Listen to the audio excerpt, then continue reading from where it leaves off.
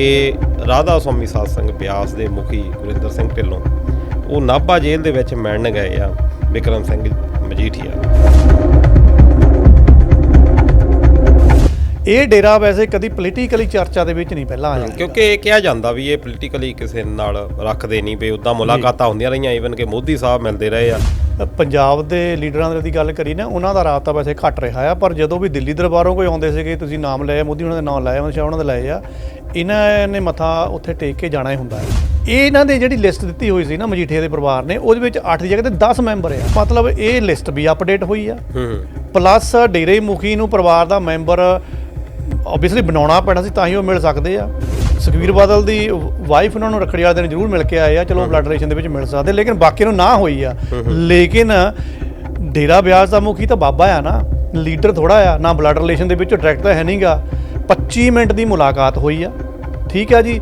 ਜਦੋਂ ਇਹ ਬਾਬੇ ਵੀ ਦਲਜੀਤ ਜੀ ਆਉਂਦੇ ਆ, ਕੋਈ ਉੱਦੇ ਨਹੀਂ ਆ ਜਾਂਦੇ ਆ। ਇਹੋ ਜਿਹੀ ਮਿਲਣੀ ਜੋ ਮੇਰਾ ਵਿਚਾਰ ਕਰਦਾ ਕਿ ਬਿਨਾਂ ਕੇਂਦਰ ਦੀ ਪ੍ਰਵਾਨਗੀਆਂ ਤੋਂ ਸੈਟਿੰਗ ਨਹੀਂ ਹੁੰਦੀ ਹੈਗੀ।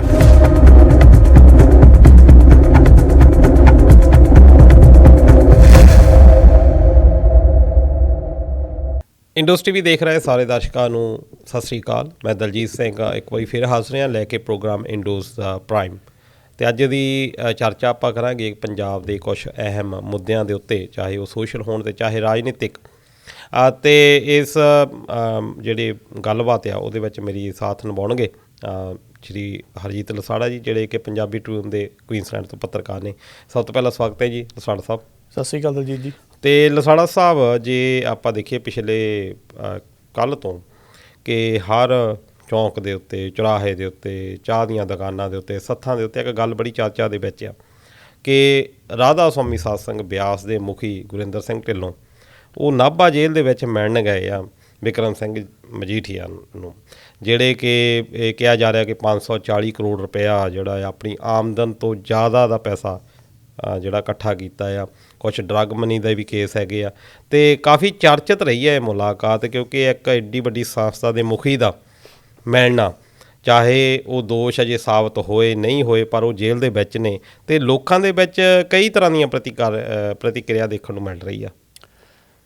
ਦਲਜੀਤ ਜੀ, ਜੇ ਇਸ ਵਰਤਾਰੇ ਨੂੰ ਆਪਾਂ ਥੋੜ੍ਹੇ ਸ਼ਬਦਾਂ 'ਚ ਨਿਬੇੜਨਾ ਹੋਵੇ ਨਾ ਜੀ, ਸਭ ਤੋਂ ਪਹਿਲਾਂ ਤਾਂ ਸਾਨੂੰ ਇਹ ਆਪਣੇ ਜ਼ਿਹਨ ਦੇ ਵਿੱਚ ਲੈ ਕੇ ਆਉਣਾ ਚਾਹੀਦਾ ਕਿ ਜਿਹੜਾ ਸਾਡਾ ਸਿਆਸੀ ਤੰਤਰ ਹੈ, ਸਾਡੀਆਂ ਪਾਰਟੀਆਂ ਆ, ਹਾਂਜੀ, ਉਹ ਚਾਹੇ ਪੰਜਾਬ ਦੀਆਂ ਰਿਲੇਟਡ ਆ ਅਤੇ ਚਾਹੇ ਸਾਡੀਆਂ ਕੇਂਦਰ ਦੀਆਂ ਆ, ਇਹ ਪਿਛਲੇ ਤੁਸੀਂ ਕਹਿ ਲਓ ਵੀ ਜਿੰਨੀ ਕਿ ਤੁਸੀਂ ਸੁਰਤ ਸੰਭਾਲੀ ਆ, ਸੁਰਤ ਤੋਂ ਪਿੱਛੇ ਤਾਂ ਸਾਡੇ ਦਾਦੇ ਪੜਦਾਦੇ ਦੱਸ ਸਕਦੇ ਆ। ਆਪਣੀ ਸੁਰਤ ਦੇ ਹਿਸਾਬ ਨਾਲ ਦੇਖ ਲਓ ਕਿ ਜਦੋਂ ਤੋਂ ਤੁਹਾਨੂੰ ਰਾਜਨੀਤੀ ਦੀ ਮਾੜੀ ਮੋਟੀ ਸਮਝ ਆਉਣ ਲੱਗੀ ਹੈ, ਸਾਡੀ ਰਾਜਨੀਤੀ ਇਹਨਾਂ ਡੇਰਿਆਂ ਤੋਂ ਬਗੈਰ ਕਦੀ ਚੱਲੀ ਨਹੀਂ ਹੈਗੀ।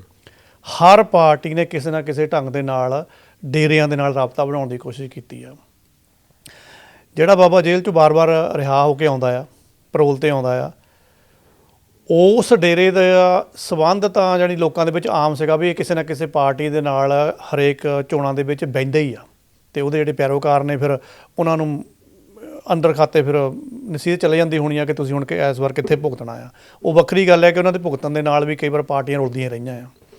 ਲੇਕਿਨ ਜਿਸ ਡੇਰੇ ਦੀ ਤੁਸੀਂ ਗੱਲ ਕੀਤੀ ਆ, ਡੇਰਾ ਬਿਆਸ, ਜਿਹਦੇ ਮੁਖੀ ਹੈਗੇ ਆ ਗੁਰਿੰਦਰ ਸਿੰਘ ਢਿੱਲੋਂ ਹੋਣੀ ਜੀ, ਇਹ ਡੇਰਾ ਵੈਸੇ ਕਦੀ ਪੋਲੀਟੀਕਲੀ ਚਰਚਾ ਦੇ ਵਿੱਚ ਨਹੀਂ ਪਹਿਲਾਂ ਆਇਆ, ਕਿਉਂਕਿ ਇਹ ਕਿਹਾ ਜਾਂਦਾ ਵੀ ਇਹ ਪੋਲੀਟੀਕਲੀ ਕਿਸੇ ਨਾਲ ਰੱਖਦੇ ਨਹੀਂ ਵੀ ਉੱਦਾਂ ਮੁਲਾਕਾਤਾਂ ਹੁੰਦੀਆਂ ਰਹੀਆਂ, ਈਵਨ ਕਿ ਮੋਦੀ ਸਾਹਿਬ ਮਿਲਦੇ ਰਹੇ ਆ ਰਾਜਨਾਥ ਸਿੰਘ ਦੇ ਨਾਲ, ਹੋਰ ਵੀ ਜਿੰਨੇ ਵੀ ਪੋਲੀਟੀਕਲ ਹੈਗੇ ਆ, ਅਤੇ ਉਹ ਇਹ ਕਹਿ ਰਹੇ ਆ ਕਿ ਸਾਡੀ ਜਿਹੜੀ ਇਹ ਮੁਲਾਕਾਤ ਵੀ ਹੈਗੀ ਆ ਇਹ ਪੋਲੀਟੀਕਲ ਨਹੀਂ ਹੈਗੀ, ਕਿਉਂਕਿ ਜਿਹੜੀ ਮਜੀਠੀਆ ਸਾਹਿਬ ਦੀ ਵਾਈਫ ਹੈ ਗਨੀਬ ਕੌਰ, ਉਹਨਾਂ ਦੇ ਨਾਲ ਰਿਸ਼ਤੇਦਾਰੀ ਆ। ਪਰ ਜਦੋਂ ਤੁਸੀਂ ਮੁਖੀ ਬਣ ਜਾਂਦੇ ਆ, ਉਹ ਵੀ ਅਧਿਆਤਮਕ ਉਦੋਂ ਤਾਂ ਫਿਰ ਤੁਹਾਡੀ ਰਿਸ਼ਤੇਦਾਰੀ ਜਿਹੜੀ ਆ, ਤੁਹਾਡੇ ਜਿੰਨੇ ਵੀ ਸ਼ਾਗਿਰਦ ਨੇ, ਚੇਲੇ ਨੇ, ਸਾਡੇ ਸ਼ਰਧਾਲੂ ਨੇ ਜੀ, ਉਹਨਾਂ ਨਾਲ ਇੱਕ ਬਰਾਬਰ ਹੋ ਜਾਂਦੀ ਆ। ਬਿਲਕੁਲ। ਇਸ ਡੇਰੇ ਦੇ ਵਿੱਚ ਜੇ ਆਪਾਂ ਪੰਜਾਬ ਦੇ ਲੀਡਰਾਂ ਦੀ ਗੱਲ ਕਰੀ ਨਾ, ਉਹਨਾਂ ਦਾ ਰਾਬਤਾ ਵੈਸੇ ਘੱਟ ਰਿਹਾ ਆ, ਪਰ ਜਦੋਂ ਵੀ ਦਿੱਲੀ ਦਰਬਾਰੋਂ ਕੋਈ ਆਉਂਦੇ ਸੀਗੇ, ਤੁਸੀਂ ਨਾਮ ਲਏ ਮੋਦੀ ਉਹਨਾਂ ਦੇ ਨਾਮ ਲਾਏ, ਅਮਿਤ ਸ਼ਾਹ ਉਹਨਾਂ ਦੇ ਲਾਏ ਆ, ਇਹਨਾਂ ਨੇ ਮੱਥਾ ਉੱਥੇ ਟੇਕ ਕੇ ਜਾਣਾ ਹੀ ਹੁੰਦਾ ਆ। ਜਾਂ ਲਾਗੇ ਛਾਗੇ ਵੀ ਕਿਸੇ ਨੇ ਆਉਣਾ ਤਾਂ ਦਿੱਲੀ ਦਰਬਾਰ ਵਾਲੇ ਇੱਥੇ ਜ਼ਰੂਰ ਜਾਂਦੇ, ਲੇਕਿਨ ਇਹ ਇਸ ਬਾਰੇ ਖੁੱਲ੍ਹ ਕੇ ਇੱਥੇ ਸਾਹਮਣੇ ਆ ਗਿਆ ਕਿ ਪਤਾ ਲੱਗਾ ਵੀ ਇਹ ਪੂਰੀ ਸ਼ਾਨੋ ਸ਼ੌਕਤ ਨਾਲ ਮਿਲ ਕੇ ਆਏ ਆ। ਇਹ ਗੱਲ ਤੁਹਾਡੀ ਸਹੀ ਆ ਕਿ ਜਦੋਂ ਕਿਸੇ ਖਾਸ ਕਰਕੇ ਡੇਰੇ ਦਾ ਮੁਖੀ ਜਦੋਂ ਕਿਸੇ ਨੂੰ ਇੱਦਾਂ ਖੁੱਲ੍ਹੇ ਰੂਮ 'ਚ ਖੁੱਲ੍ਹਿਆ ਮਿਲ ਕੇ ਆਉਂਦਾ ਤਾਂ ਉਹਦੇ ਮਾਇਨੇ ਫਿਰ ਸਿਆਸੀ ਵੀ ਬਣ ਜਾਂਦੇ ਆ। ਇਸ ਕਰਕੇ ਵੀ ਬਣ ਜਾਂਦੇ ਕਿ ਮੂਹਰੇ ਜਿਮਨੀ ਚੋਣ ਵੀ ਹੁਣ ਖੜ੍ਹੀ ਆ ਅਤੇ 27 ਦੀਆਂ ਵੈਸੇ ਵੀ ਚੋਣਾਂ ਉੱਥੇ ਖੜ੍ਹੀਆਂ ਆ। ਹੁਣ ਇਹਦੇ ਵਿੱਚ 2-3 ਚੀਜ਼ਾਂ ਦੇਖਣ ਵਾਲੀਆਂ ਆ। ਪਹਿਲੀ ਗੱਲ ਤਾਂ ਜੇ ਆਪਾਂ 15-20 ਸਾਲ ਦਾ ਥੋੜ੍ਹਾ ਜਿਹਾ ਪਿਛਲਾ ਟਾਈਮ ਚੱਕੀਏ, ਉਦੋਂ ਜਿਹੜਾ ਜੇਲ੍ਹ ਦੇ ਵਿੱਚ ਕਿਸੇ ਨੂੰ ਮਿਲਣਾ ਗਿਲਣਾ ਹੁੰਦਾ ਸੀ ਨਾ, ਥੋੜ੍ਹਾ ਖੁੱਲ੍ਹਾ ਹੀ ਹੁੰਦਾ ਸੀਗਾ। ਜਿਨ੍ਹਾਂ ਨੇ ਹੁਣ ਤਾਂ ਮੈਂ ਤਾਂ ਇਹੀ ਕਹੂੰਗਾ, ਮਾਫ਼ ਕਰਨਾ ਜਿਨ੍ਹਾਂ ਨੇ ਜੇਲ੍ਹ ਯਾਤਰਾਵਾਂ ਕੀਤੀਆਂ ਆ, ਉਦੋਂ ਥੋੜ੍ਹਾ ਜਿਹਾ ਕੰਮ ਖੁੱਲ੍ਹਾ ਡੁੱਲਿਆ ਹੁੰਦਾ ਸੀਗਾ ਵੀ ਜਿੰਨਾ ਚਿਰ ਮਰਜ਼ੀ ਗੱਲ-ਗੁੱਲ ਵੀ ਕਰ ਲਓ, ਪਰ ਚੱਲਦਾ ਹੁੰਦਾ ਸੀਗਾ। ਯਾਰ ਦੋਸਤ ਵੀ ਮਿਲ ਜਾਂਦੇ ਹੁੰਦੇ ਸੀਗੇ। ਹੁਣ ਜਿਹੜਾ ਜੇਲ੍ਹ ਦਾ ਤੰਤਰ ਹੈ, ਜਿਹੜਾ ਉਹਦਾ ਲਾਅ ਆ, ਵੈਸੇ ਉਹਨਾਂ ਨੇ ਪੰਜਾਬ ਦੇ ਵਿੱਚ ਜਿੰਨਾ ਕੁ ਮੈਨੂੰ ਪਤਾ ਲੱਗਾ ਆ, ਉਹਨਾਂ ਨੇ ਕਿਹਾ ਵੀ ਬਲੱਡ ਰਿਲੇਸ਼ਨ ਦੇ 8 ਮੈਂਬਰ ਹੋਣੇ ਚਾਹੀਦੇ ਆ। ਤੁਸੀਂ ਨਾ ਰਿਸ਼ਤੇਦਾਰ ਦੀ ਗੱਲ ਕੀਤੀ, ਮੈਂ ਨਾਲ ਸਹਿਮਤ ਹਾਂ, ਲੇਕਿਨ ਥੋੜ੍ਹਾ ਇਹ ਵੀ ਦੇਖਣਾ ਪੈਂਦਾ ਕਿ ਬਲੱਡ ਰਿਲੇਸ਼ਨ ਦੇ ਵਿੱਚ ਤੁਸੀਂ ਉਸ 8 ਮੈਂਬਰੀ ਲਿਸਟ ਦੇ ਵਿੱਚ ਨਾਂ ਕਿਹੜਾ ਪਾਉਣੇ ਆ। ਮੈਂ ਜਦੋਂ ਥੋੜ੍ਹਾ ਜਿਹਾ ਡਾਟਾਬੇਸ ਖੰਗਾਲਿਆ, ਹੁਣ ਇਹਨਾਂ ਦੀ ਜਿਹੜੀ ਲਿਸਟ ਦਿੱਤੀ ਹੋਈ ਸੀ ਨਾ ਮਜੀਠੀਆ ਦੇ ਪਰਿਵਾਰ ਨੇ, ਉਹਦੇ ਵਿੱਚ 8 ਦੀ ਜਗ੍ਹਾ 'ਤੇ 10 ਮੈਂਬਰ ਆ। ਇਹਦਾ ਮਤਲਬ ਜਦੋਂ ਡਾਟਾ ਦੇ ਨਾਲ ਡਾਟ ਮਿਲਾ ਕੇ ਦੇਖਿਆ ਜਾਂਦਾ, ਇਹਦਾ ਮਤਲਬ ਇਹ ਲਿਸਟ ਵੀ ਅਪਡੇਟ ਹੋਈ ਆ। ਪਲੱਸ ਡੇਰੇ ਮੁਖੀ ਨੂੰ ਪਰਿਵਾਰ ਦਾ ਮੈਂਬਰ ਓਬਵੀਅਸਲੀ ਬਣਾਉਣਾ ਪੈਣਾ ਸੀ, ਤਾਂ ਹੀ ਉਹ ਮਿਲ ਸਕਦੇ ਆ। ਦੂਸਰਾ, ਜੇ ਹੁਣ 2 ਮੈਂਬਰ ਉਹਦੇ ਵਿੱਚ ਵਧਾਏ ਆ, ਉਹਦੇ ਵਿੱਚ ਫਿਰ ਇਹਦਾ ਮਤਲਬ ਉਹਨਾਂ ਨੇ ਇੱਕ ਨਾਮ ਤਾਂ ਇਹਨਾਂ ਦਾ ਆ ਹੀ ਗਿਆ। ਜਿੱਦਾਂ ਆਪਾਂ ਬਲੱਡ ਰਿਲੇਸ਼ਨ ਦੀ ਗੱਲ ਕਰਦੇ ਹਾਂ, ਬਲੱਡ ਰਿਲੇਸ਼ਨ ਜਿੱਦਾਂ ਇੱਥੇ ਆਸਟ੍ਰੇਲੀਆ ਦੇ ਵਿੱਚ ਵੀ ਹੈਗਾ ਰਿਹਾ ਲਾਅ ਰਿਹਾ ਕਿ ਜਦੋਂ ਪੀਆਰ ਲੈਣੀ ਹੁੰਦੀ ਸੀ ਬਲੱਡ ਰਿਲੇਸ਼ਨ ਦੇ ਮਿਲਦੇ ਸੀ। ਜੀ। ਫਿਰ ਇੱਕ ਉਹ ਤੁਹਾਨੂੰ ਫੈਮਿਲੀ ਟਰੀ ਉਹਨੂੰ ਕਹਿ ਦਿੰਦੇ ਆ ਕਿ ਤੁਸੀਂ ਕਿੱਦਾਂ ਤੁਹਾਡੀ ਫੈਮਿਲੀ ਨਾਲ ਉਹਦੇ ਨਾਲ ਰਿਲੇਸ਼ਨ ਕਿੱਦਾਂ ਸ਼ੋਅ ਕਰਨਾ ਹੁੰਦਾ ਹੈ। ਹੁਣ ਇਹਨਾਂ ਦੇ ਜਿਹੜੇ ਸਾਡੂ ਦੀ ਕੁੜੀ ਆ ਸ਼ਾਇਦ ਇੱਦਾਂ, ਹਾਂਜੀ ਹੈ ਨਾ, ਤੇ ਉਹ ਤਾਂ ਮੈਨੂੰ ਲੱਗਦਾ ਵੀ ਬਲੱਡ ਰਿਲੇਸ਼ਨ ਤੋਂ ਇੱਕ ਪਾਸੇ ਹੋ ਗਿਆ ਕਿ ਨਹੀਂ, ਜਾਂ ਉਹ ਬਲੱਡ ਟਰੀ ਦੇ ਵਿੱਚ ਆਉਂਦੇ ਆ। ਦੇਖੋ, ਇਹ blood relation direct blood relation ਦਾ ਨਹੀਂ ਆ, ਰਿਸ਼ਤੇਦਾਰੀ, ਹਾਂ ਰਿਸ਼ਤੇਦਾਰੀ ਕਹਿ ਸਕਦੇ ਆ। ਬਲੱਡ ਰਿਲੇਸ਼ਨ ਜਿੱਦਾਂ ਬਲੱਡ ਰਿਲੇਸ਼ਨ ਉਹ ਆ ਕਿ ਜਿਹਦਾ ਵਿੱਚ ਇੱਕ ਟਰੀ ਚੱਲਦਾ, ਜਿੱਦਾਂ ਚਾਚੇ ਤਾਏ ਸਾਡੇ ਜਿਹੜੇ ਆ ਉਹ ਬਲੱਡ ਟਰੀ ਦੇ ਵਿੱਚ ਆਉਂਦੇ ਆ। ਇਹਦੇ ਵਿੱਚ ਥੋੜਾ ਘੁਮਾ ਕੇ ਰਿਸ਼ਤਾ ਵੈਸੇ ਬਣਦਾ ਆ, ਪਰ ਮੈਂ ਇਸੇ ਕਰਕੇ ਕਿਹਾ ਵੀ ਉਹਨਾਂ ਨੇ 8 ਮੈਂਬਰੀ ਜਿਹੜੀ ਉਹ ਇੱਕ ਲਾਅ ਦੇ ਹਿਸਾਬ ਨਾਲ ਇਹਨਾਂ ਨੇ ਉਹਨੂੰ 10 ਮੈਂਬਰੀ ਦੀ ਲਿਸਟ ਬਣਾਇਆ, ਔਰ ਉਹਦੇ ਵਿੱਚ ਬਾਬੇ ਦਾ ਨਾਂ ਪਹਿਲਿਆਂ 3 ਦੇ ਵਿੱਚ ਆਉਂਦਾ। ਹੁਣ ਮੈਂ ਇਹ ਨਹੀਂ ਦੱਸਣਾ ਪਹਿਲੇ 'ਚ ਆਉਂਦਾ ਦੂਜੇ 'ਚ ਆਉਂਦਾ, ਪਾ ਦਿੱਤਾ ਗਿਆ। ਹੁਣ ਜੇ ਕੋਈ ਆਮ ਬੰਦਾ ਹੁੰਦਾ ਉਹਦਾ ਨਾਂ ਪੈ ਸਕਦਾ ਸੀ, ਨਹੀਂ ਪੈਣਾ ਸੀਗਾ, ਬੜੀ ਮੁਸ਼ਕਿਲ ਆ। ਹੁਣ ਜਦੋਂ ਕਿਸੇ ਦੀ ਤਾਂ ਵਿਸ਼ੇਸ਼ ਯਾਤਰਾ ਹੁੰਦੀ ਹੈ, ਇਹ ਤੋਂ ਪਹਿਲਾਂ ਮਜੀਠੇ ਨੂੰ ਕਿੰਨਿਆਂ ਕੁ ਨੂੰ ਮਿਲਣ ਦੀ ਕੋਸ਼ਿਸ਼ ਕੀਤੀ ਆ। ਇਹਨਾਂ ਦੀਆਂ ਪਾਰਟੀਆਂ ਦੇ ਮੈਂਬਰਾਂ ਨੇ ਜਦੋਂ ਰਿਕੁਐਸਟ ਕੀਤੀ ਕਿ ਮਜੀਠੇ ਨੂੰ ਮਿਲਣਾ ਆ, ਉਹਨਾਂ ਨੂੰ ਨਾ ਕਰ ਦਿੱਤੀ ਗਈ। ਚੀਮਾ ਸਾਹਿਬ ਨੇ ਕੀਤੀ ਆ, ਬਿਲਸਾ ਸਿੰਘ ਬਲਟੋਆ ਨੇ ਕੀਤੀ ਆ, ਮਲੂਕਾ ਸਾਹਿਬ ਨੇ ਕੀਤੀ ਆ, ਲੇਕਿਨ ਸੁਖਬੀਰ ਬਾਦਲ ਦੀ ਵਾਈਫ ਉਹਨਾਂ ਨੂੰ ਰੱਖੜੀ ਵਾਲੇ ਦਿਨ ਜ਼ਰੂਰ ਮਿਲ ਕੇ ਆਏ ਆ। ਚਲੋ ਬਲੱਡ ਰਿਲੇਸ਼ਨ ਦੇ ਵਿੱਚ ਮਿਲ ਸਕਦੇ, ਲੇਕਿਨ ਬਾਕੀ ਨੂੰ ਨਾ ਹੋਈ ਆ। ਲੇਕਿਨ ਡੇਰਾ ਬਿਆਸ ਦਾ ਮੁਖੀ ਤਾਂ ਬਾਬਾ ਆ ਨਾ, ਲੀਡਰ ਥੋੜ੍ਹਾ ਆ ਨਾ, ਬਲੱਡ ਰਿਲੇਸ਼ਨ ਦੇ ਵਿੱਚ ਡਾਇਰੈਕਟ ਤਾਂ ਹੈ ਨਹੀਂ ਗਾ। 25 ਮਿੰਟ ਦੀ ਮੁਲਾਕਾਤ ਹੋਈ ਆ, ਠੀਕ ਹੈ ਜੀ। ਜਦੋਂ ਇਹ ਬਾਬੇ ਵੀ ਦਲਜੀਤ ਜੀ ਆਉਂਦੇ ਆ, ਕੋਈ ਉੱਦੇ ਨਹੀਂ ਆ ਜਾਂਦੇ ਹੈਗੇ, ਇਹ ਵੀ ਪਹਿਲਾਂ ਜਿੰਨਾ ਕੁ ਲਾਗੇ ਆ ਸਕਦੇ ਹੈਲੀਕਾਪਟਰ ਦੇ ਵਿੱਚ ਹੀ ਆਉਂਦੇ, ਉੱਥੋਂ ਫਿਰ ਗੱਡੀਆਂ ਦਾ ਕਾਫਲਾ ਚੱਲਦਾ ਆ। ਇਹਦਾ ਮਤਲਬ ਇਹ ਥੋੜ੍ਹੀ ਆ ਕਿ ਆ ਕੇ ਹਾਂਜੀ ਕੁੰਡੇ ਖੋਲ੍ਹੋ ਜੀ ਬਾਬਾ ਜੀ ਮਿਲਣ ਆਏ ਆ। ਇਹੋ ਜਿਹੀ ਮਿਲਣੀ ਜੋ ਮੇਰਾ ਵਿਚਾਰ ਕਰਦਾ ਕਿ ਬਿਨਾਂ ਕੇਂਦਰ ਦੀ ਪ੍ਰਵਾਨਗੀਆਂ ਤੋਂ ਸੈਟਿੰਗ ਨਹੀਂ ਹੁੰਦੀ ਹੈਗੀ। ਇਸ ਮੀਟਿੰਗ ਨੂੰ ਕੇਂਦਰ ਦੀ ਪਹਿਲਾਂ ਪ੍ਰਵਾਨਗੀ ਮਿਲੀ ਆ, ਸੈਟਿੰਗ ਹੋਈ ਆ, ਉਹ ਨਿਰਦੇਸ਼ ਜੇਲ੍ਹ ਮੁਖੀਆ ਨੂੰ ਆਏ ਆ। ਉਹਦੇ ਹਿਸਾਬ ਦੇ ਨਾਲ ਇਹਨਾਂ ਨੇ, ਜੇ ਤੁਸੀਂ ਉਦੋਂ ਵੀਡੀਓ ਜਿਹੜਾ ਚੈੱਕ ਕਰੋ, ਬਾਬੇ ਹੁਣਾਂ ਦੇ ਲਈ ਪੂਰਾ ਫਾਟਕ ਖੋਲ੍ਹਿਆ ਗਿਆ ਜੇਲ੍ਹ ਦਾ, ਅੰਦਰ ਗਈਆਂ ਗੱਡੀਆਂ। ਇਹਦੇ ਜਿਹੜੇ ਪੈਰੋਕਾਰ ਸੀ ਉਹਨਾਂ ਨੂੰ ਅਲੱਗ ਇੱਕ ਉੱਧਰ ਗਰਾਊਂਡਾਂ ਦਾ ਹਿਸਾਬ ਜਿਹੜਾ ਜ਼ਮੀਨ ਬਣਾਈ ਗਈ ਸੀਗੀ, ਉੱਥੇ ਉਹਨਾਂ ਨੂੰ ਬਿਠਾਇਆ ਗਿਆ। ਇਹਦਾ ਮਤਲਬ ਪ੍ਰਬੰਧ ਪੂਰੇ ਕੀਤੇ ਹੋ ਸੀਗੇ। ਜੇ ਪ੍ਰਬੰਧ ਪੂਰੇ ਕੀਤੇ ਹੋ ਸੀਗੇ, ਇਹਦਾ ਮਤਲਬ ਇਹਨਾਂ ਨੂੰ ਪਹਿਲਾਂ ਸਭ ਤੋਂ ਪਤਾ ਸੀਗਾ, ਔਰ ਪ੍ਰਬੰਧ ਇੱਕ ਦਿਨ ਜਾਂ ਕੁਝ ਘੰਟਿਆਂ 'ਚ ਤਾਂ ਹੁੰਦੇ ਨਹੀਂ ਹੈਗੇ। ਫਿਰ ਖੁੱਲ੍ਹਾ ਟਾਈਮ ਇਹਨਾਂ ਨੂੰ ਦਿੱਤਾ ਗਿਆ ਹੈ। ਸੋ ਨੋ ਡਾਊਟ ਬਾਬੇ ਨੇ ਤਾਂ ਇਹ ਕਿਹਾ ਕਿ ਇੱਕ ਪਰਿਵਾਰਕ ਮਿਲਣੀ ਸੀਗੀ, ਪਰ ਮੈਂ ਇਹਨੂੰ ਥੋੜ੍ਹੀ ਜਿਹੀ ਹੋਰ ਨਿਗਾਹ ਨਾਲ ਦੇਖਦਾ ਕਿ ਆਉਂਦੇ ਕੁਛ ਚਿਰ ਦੇ ਵਿੱਚ ਹੋ ਸਕਦਾ ਕਿ ਮਜੀਠੀਆ ਸਾਹਿਬ ਹੁਣ ਬਾਹਰ ਵੀ ਆਉਣ, ਅਤੇ ਜੇ ਮਜੀਠੀਆ ਸਾਹਿਬ ਬਾਹਰ ਆਉਂਦੇ ਆ, ਬਾਦਲ ਦਲ ਦੇ ਨਾਲ ਤਾਂ ਸ਼ਾਇਦ ਨੇੜਤਾ ਨਾ ਹਜੇ ਮੈਨੂੰ ਦਿਸਦੀ ਲੱਗਦੀ ਨਹੀਂ ਹੈਗੀ। ਹੋ ਸਕਦਾ ਕਿ ਜਿਹੜਾ ਪੁਰਨ ਸਰਜੀਤ ਆਪਣਾ ਅਕਾਲੀ ਦਲ ਆ, ਹਰਪ੍ਰੀਤ ਸਿੰਘ ਹੋਣਾ ਦਾ, ਸ਼ਾਇਦ ਉੱਧਰ ਨੂੰ ਵੀ ਗੱਲਬਾਤ ਵੱਧ ਸਕਦੀ ਹੈ। ਜੇ ਉੱਧਰ ਨੂੰ ਵੱਧ ਸਕਦੀ ਤਾਂ ਇਹਦਾ ਮਤਲਬ ਇਹ ਜਿਹੜੇ ਡਾਟ ਮਿਲੇ ਆ, ਫਿਰ ਹਰਪ੍ਰੀਤ ਐਂਡ ਉੱਧਰ ਬੀਜੇਪੀ ਬਣਦੇ ਆ। ਅਤੇ ਜੇ ਕੱਲ੍ਹ ਨੂੰ ਇਹ ਡਾਟ ਮਿਲ ਜਾਂਦੇ ਆ ਤਾਂ ਤੁਸੀਂ ਇਸ ਚੀਜ਼ ਦੇ ਉੱਪਰ ਲਕੀਰ ਮਾਰ ਦਿਓ ਕਿ ਬਿਨਾਂ ਕੇਂਦਰ ਦੀ ਪ੍ਰਵਾਨਗੀ ਤੋਂ ਇਹ ਸਾਰਾ ਨਹੀਂ ਪਲੇਟਫਾਰਮ ਬਣਿਆ ਹੈਗਾ। ਸੋ ਇਹ ਮਿਲਣੀ ਤੁਹਾਨੂੰ ਬਹੁਤ ਕੁਛ ਅੱਗੇ ਦਿਖਾਏਗੀ, ਬਹੁਤ ਕੁਛ। ਇਹ ਚਰਚਾ ਜਿਹੜੀ ਆ ਕਾਫੀ ਕਈ ਤਰ੍ਹਾਂ ਦੇ ਐਂਗਲ ਤੋਂ ਕਾਫੀ ਜਿੱਦਾਂ ਸੋਸ਼ਲ ਮੀਡੀਆ ਦੇ ਉੱਤੇ ਵੀ ਦੇਖਿਆ ਵੀ ਵੱਖ-ਵੱਖ ਤਰ੍ਹਾਂ ਦੇ ਵਿਚਾਰ ਆ, ਪਰ ਇਹਦੇ ਉੱਤੇ ਕਿਉਂਕਿ ਇਹ ਇੱਕ ਅਹਿਮ ਮੀਟਿੰਗ ਰਹੀ ਆ। ਵੈਸੇ ਤਾਂ ਡੇਰਾ ਦੇ ਵਿੱਚ ਜਾਂ ਤੁਸੀਂ ਕਿਸੇ ਨੂੰ ਮਿਲ ਸਕਦੇ ਆ, ਕੋਈ ਵੀ ਬੰਦਾ ਡੇਰੇ ਵਿੱਚ ਜਾਂਦਾ ਕਿਸੇ ਨੂੰ ਨਾ ਤਾਂ ਤੁਸੀਂ ਕਰ ਨਹੀਂ ਸਕਦੇ, ਪਰ ਜਦੋਂ ਤੁਸੀਂ ਆਪ ਮਿਲਣ ਜਾਂਦੇ ਆ ਦੈਟ ਮੀਨਸ ਕਿ ਕੋਈ ਇੰਟੈਂਸ਼ਨ ਹੈ। ਦਲਜੀਤ, ਇਹਦੇ ਪਿੱਛੇ ਨਾ ਇੱਕ ਜੇ ਜਨਹਿਤ ਦੇ ਹਿਸਾਬ ਨਾਲ ਗੱਲ ਕਰੀਏ, ਜੇ ਲੋਕਾਂ ਨੇ ਸਮਝਣਾ ਹੋਵੇ ਕਿ ਇਹ ਗੇਮਾਂ ਕੀ ਚੱਲਦੀਆਂ ਪਈਆਂ ਆ। ਵੈਸੇ ਲੋਕੀ ਸਿਆਣੇ ਨੇ, ਇਹ ਨਹੀਂ ਕਿ ਉਹਨਾਂ ਨੂੰ ਪੰਜਾਬ ਦੀ ਪੋਲੀਟਿਕਸ ਸਮਝ ਨਹੀਂ ਆਉਂਦੀ, ਪਰ ਇਹ ਬਰੀਕੀਆਂ ਵੀ ਦੇਖ ਲੈਣੀਆਂ ਚਾਹੀਦੀਆਂ। ਪੰਜਾਬ ਦਾ ਜਿਹੜਾ ਸਿਆਸੀ ਮਾਹੌਲ ਆ ਨਾ, ਜਿਵਨੀ ਚੋਣ ਨੂੰ ਛੱਡ ਦਿਓ, ਉਹ ਜਿਹੜੀ ਰਾਜਪਾਲ ਦੀ ਕੁਰਸੀ ਨੇ ਸੰਭਾਲਣੀ ਜਾ ਕੇ, ਉਹ ਇਹਨਾਂ ਦੀ ਹੋਈ ਆ, ਕੋਈ ਮਸਲਾ ਨਹੀਂ ਹੈਗਾ। 27 ਦੀਆਂ ਚੋਣਾਂ ਕਿਸੇ ਵੀ ਪਾਰਟੀ ਦੇ ਨਾਲ ਜਨ ਸੁਧਾਰਨ ਨਹੀਂ ਹੈਗਾ, ਕਿਉਂਕਿ ਸਾਰੇ ਡਾਊਟਫੁੱਲ ਹੀ ਆ ਔਰ ਉਸ ਡਾਊਟਫੁੱਲ ਦੇ ਵਿੱਚ ਆਮ ਆਦਮੀ ਪਾਰਟੀ ਜ਼ਿਆਦਾ ਡਾਊਟਫੁੱਲ ਬਣੀ ਹੋਈ ਆ ਉੱਪਰੋਂ ਇਹਨਾਂ ਦੇ ਲੀਡਰਾਂ ਦੇ ਹਜੇ ਕਾਰੇ ਨਹੀਂ ਮੁੱਕਦੇ ਹੈਗੇ, ਅੱਗੋਂ ਦੇ ਕਾਰੇ ਨਹੀਂ ਮੁੱਕਦੇ ਹੈਗੇ। ਮੈਂ ML ਦੀ ਗੱਲ ਕਰਦਾ ਆ। ਇਹਦਾ ਮਤਲਬ ਇਹ ਆ ਕਿ ਜੇ ਵੋਟ ਵੰਡਵੀਂ ਪੈਂਦੀ ਆ, ਕਿਉਂਕਿ ਕਿਸੇ ਨੂੰ ਪਤਾ ਨਹੀਂ ਸਾਨੂੰ ਕਿੰਨੀ ਵੋਟ ਪੈਣੀ ਆ, ਤੇ ਜੇ ਉੱਥੇ ਕਿਸੇ ਡੇਰੇ ਦਾ ਸਹਾਰਾ ਮਿਲ ਜਾਵੇ ਔਰ ਉਹ 10 ਤੋਂ 15% ਵੀ ਮਾੜਾ ਮੋਟਾ ਫਰਕ ਇੰਨਾ ਤਾਂ ਪੈ ਹੀ ਜਾਂਦਾ ਹੁੰਦਾ ਫਰਕ, ਇਹਦਾ ਮਤਲਬ ਉਹ ਪਾਰਟੀ ਨਹੀਂ। ਇਹ ਡੇਰੇ ਦਾ ਤਾਂ ਪ੍ਰਭਾਵ ਬਹੁਤ ਜ਼ਿਆਦਾ ਆ, ਜੇ ਕਹੀਏ ਇਕੱਲੇ ਪੰਜਾਬ 'ਚ ਹੀ ਨਹੀਂ, ਹਰਿਆਣੇ ਦੇ ਵਿੱਚ, ਹਿਮਾਚਲ ਦੇ ਵਿੱਚ, ਈਵਨ ਕਿ ਬਰੋਡ ਦੇ ਵਿੱਚ, ਬਾਹਰ ਵੀ ਸਟੇਟਾਂ ਦੇ ਵਿੱਚ ਕਾਫੀ ਫੋਲੋਅਰ ਜਿਹੜੇ ਆ ਬਹੁਤ ਲੰਬੇ। ਜੇ ਕਿਸੇ ਕੈਂਡੀਡੇਟ ਦੇ ਮਗਰ 10-15 ਹਜ਼ਾਰ ਦਾ ਮਾਰਜਨ ਉੱਪਰ ਥੱਲੇ ਹੋ ਜਾਂਦਾ ਇੱਕ ਸਿਰਫ ਡੇਰੇ ਕਰਕੇ, ਤਾਂ ਇਹਦਾ ਮਤਲਬ ਪਾਰਟੀ ਕਿਤੇ ਨਹੀਂ। ਪਰ ਇਹ ਵੀ ਜ਼ਰੂਰ ਧਿਆਨ ਰੱਖਣਾ ਚਾਹੀਦਾ, ਦੇਖੋ ਡੇਰਿਆਂ ਨਾਲ ਜੁੜੇ ਲੋਕ ਆ, ਇਹ ਇੱਕ ਅਧਿਆਤਮ ਆ, ਉਹਨਾਂ ਨਾਲ ਆਪਣਾ ਕੋਈ ਦੂਜਾ ਨਹੀਂ, ਉਹ ਕਰਨਾ ਚਾਹੀਦਾ ਜਿੱਦਾਂ ਵੀ ਇਹ ਇੱਕ ਧਰਮ ਆ। ਪਰ ਜਦੋਂ ਪੋਲੀਟੀਕਲੀ ਜਿਹੜੇ ਤੁਸੀਂ ਬਚਾ ਲੈਣੇ ਆ, ਮੈਨੂੰ ਲੱਗਦਾ ਵੀ ਅੱਜ ਕੱਲ੍ਹ ਜਿਹੜੇ ਲੋਕ ਨੇ ਉਹ ਵੀ ਸੁਚੇਤ ਨੇ ਇੰਨੇ ਕਿ ਉਹ ਵੋਟ ਪਾਉਣ ਵੇਲੇ ਤਾਂ ਆਪਣੇ, ਮੈਨੂੰ ਲੱਗਦਾ ਵੀ ਆਪਣੇ ਤੋਂ ਉਹ ਲੈਂਦੇ ਆ ਸੇਧ ਵੀ ਕਿਹਨੂੰ ਵੋਟ ਪਾਉਣੀ ਆ। ਸ਼ਾਇਦ ਇਸੇ ਕਰਕੇ ਬਹੁਤਾ ਪ੍ਰਭਾਵ ਵੀ ਇੰਨਾ ਪੈਂਦਾ ਨਹੀਂ ਜਿੰਨੀ ਕਿ ਸੋਚ ਲਿਆ ਜਾਂਦਾ। ਜਿੱਦਾਂ ਪਹਿਲਾਂ ਕਿਹਾ ਜਾਂਦਾ ਹੁੰਦਾ ਸੀ ਵੀ ਸਿਰਸੇ ਵਾਲੇ ਨੇ ਜੀ ਉੱਧਰ ਕਹਿ ਦਿੱਤਾ ਆ, ਪਰ ਉਹ ਇੰਨਾ ਪ੍ਰਭਾਵ ਜ਼ਿਆਦਾ ਹੁਣ ਦੇਖਣ ਨੂੰ ਮਿਲਦਾ ਨਹੀਂ। ਸ਼ਾਇਦ ਲੋਕ ਸੁਚੇਤ ਆ, ਹਾਂ ਠੀਕ ਆ, ਅਸੀਂ ਧਾਰਮਿਕ ਤੌਰ ਦੇ ਉੱਤੇ ਅਸੀਂ ਉਹਦੀ ਮਾਨਤਾ ਕਰਦੇ ਹਾਂ, ਪਰ ਉਹਦਾ ਪ੍ਰਭਾਵ ਪੋਲੀਟੀਕਲੀ ਕਿੰਨਾ ਪੈਂਦਾ ਇਹ ਦੇਖਣ ਵਾਲਾ ਹੋਣਾ। ਪੰਜਾਬ ਦੇ ਸੁਧਾਰ ਦੇ ਵਿੱਚ ਡਾਟਾ ਆਲਰੇਡੀ ਰਿਲੀਜ਼ਡ ਆ, ਜਿਹੜੇ ਬੁੱਧੀਜੀਵੀ ਆ ਉਹ ਕਹਿੰਦੇ ਆ ਵੀ 5 ਤੋਂ 7% ਇਹੋ ਜਿਹਾ ਵੋਟਰ ਹੁੰਦਾ ਆ ਅਸਲ 'ਚ ਉਹ ਕਨਫਿਊਜ਼ਡ ਹੀ ਹੁੰਦਾ ਆ। ਉਹ ਦੇਖਦਾ ਪ੍ਰਚਲਨ ਕਿ ਐਂਡ ਦਾ ਪ੍ਰਚਲਨ ਕੀ ਹੈ, ਚਲੋ ਉੱਚੇ ਬਹਿ ਜਾਓ।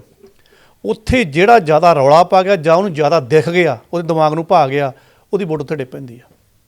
ਸੋ ਇਹਨਾਂ ਨੇ ਉਹ ਵੋਟ ਨੂੰ ਤਾਂ ਕੈਸ਼ ਕਰਨਾ ਹੀ ਹੁੰਦਾ। ਸੋ ਜਿਹੜੀਆਂ ਹੁਣ ਦੀਆਂ ਸਥਿਤੀਆਂ ਬਣੀਆਂ ਹੋਈਆਂ 5-7% ਨਹੀਂ ਬਹੁਤ ਵੱਡਾ ਫਰਕ ਪਾਇਆ। ਬਿਲਕੁਲ, ਪਰ ਸਿੰਪਥੀ ਜ਼ਰੂਰ ਮਿਲੀ ਆ ਮਜੀਠੀਆ ਸਾਹਿਬ ਨੂੰ ਇਸ ਜਿਹੜੀ ਯਾਤਰਾ ਤੋਂ ਬਾਅਦ। ਅਤੇ ਦੂਜੀ ਗੱਲ, ਆਪਾਂ ਆਮ ਆਦਮੀ ਪਾਰਟੀ ਤੁਸੀਂ ਕਿਹਾ ਵੀ ਲੋਕੀ ਇਹਨਾਂ ਦੇ ਬਾਰੇ ਵੀ ਡਾਊਟਫੁੱਲ ਆ ਜੀ। ਜਿੱਦਾਂ ਪਿਛਲੇ ਆਪਾਂ ਪ੍ਰੋਗਰਾਮ ਦੇ ਵਿੱਚ ਵੀ ਗੱਲ ਕੀਤੀ ਸੀ ਕਿ ਜਿਹੜੇ ਪੈਸੇ ਉਹਨਾਂ ਨੇ ਕਿਹਾ ਸੀ ਵੀ ਡੋਨੇਟ ਕਰੋ, ਬਾਹਰਲੇ NRIs ਨੂੰ ਵੀ ਕਿਹਾ ਸੀ। ਹੁਣ ਕਹਿੰਦੇ ਆ ਵੀ ਉੱਧਰੋਂ ਕੋਈ ਐਡੀ ਵੱਡੀ ਉਪਲਬਧੀ ਨਹੀਂ ਮਿਲੀ ਹੈਗੀ, ਪਰ ਹੁਣ ਜਿਹੜੇ MLA ਆ ਅਤੇ MP ਆ ਉਹਨਾਂ ਨੂੰ ਹੀ ਕਹਿ ਦਿੱਤਾ ਗਿਆ ਵੀ ਤੁਸੀਂ ਆਪਣੇ ਲੈਵਲ ਦੇ ਉੱਤੇ ਜਿਹੜੀ ਕਲੈਕਸ਼ਨ ਆ ਕਰੋ, ਭਾਵੇਂ ਕਿ ਇੱਕ ਮਹੀਨੇ ਦੀ ਇਹਨਾਂ ਨੇ ਤਨਖਾਹ ਵੀ ਆਪਣੀ ਦੇ ਦਿੱਤੀ ਸੀ MLA ਅਤੇ MP ਨੇ। ਪਰ ਇਹ ਵੀ ਯਾਦ ਰੱਖਣਾ ਸਾਨੂੰ ਪੈਣਾ ਕਿ ਇਹ ਜਿਹੜੇ ਲੋਕ ਸੀਗੇ ਇਹ ਆਮ ਲੋਕ ਸੀ, ਇਹ ਕੋਈ ਧਨਾੜ ਲੋਕ ਨਹੀਂ ਸੀ ਜਿਹੜੇ ਜਿੱਤੇ ਹੋਏ ਸੀ ਜਿੱਦਾਂ ਪ੍ਰਚਲਨ ਸੀ। ਕੀ ਹੁਣ ਜਿੱਦਾਂ ਪਤਾ ਨਹੀਂ ਇਹ ਸੱਚਾਈ ਆ ਜਾਂ ਕਿੱਦਾਂ, ਤੁਸੀਂ ਦੱਸ ਸਕਦੇ ਆ ਕਿ ਇਹ ਪੈਸੇ ਜਿੰਨੇ ਕਿਹਾ ਗਿਆ ਕੀ ਇਹ ਕਰ ਸਕਦੇ ਆ?